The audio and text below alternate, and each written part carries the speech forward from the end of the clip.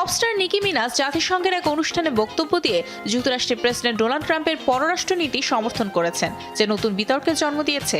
মিনাজ দাবি করেন নাইজেরিয়ায় খ্রিস্টানরা বিশেষভাবে নিপীড়নের শিকার। তবে বিশেষজ্ঞরা বলছেন এই বক্তব্য ভুল তথ্যে ভরা, যা দেশটির জটিল সংঘাতকে সরলীকরণ করেছে।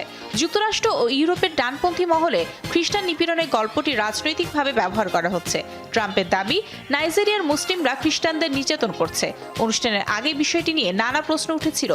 মিনাজের বক্তব্য ট্রাম্প প্রশাসনের পক্ষে ছিল, যেখানে তিনি নাইজেরিয়ার খ্রিস্টানদের উপর হামলার উল্লেখ করেন ও ট্রাম্পকে ধন্যবাদ জানান। তবে বিশ্লেষকরা সতর্ক করছেন, আন্তর্জাতিক মঞ্চে এ ধরনের মন্তব্য ভিত্তিহীন বিভ্রান্তি তৈরি ও রাজনৈতিক উত্তেজনা বাড়াতে পারে।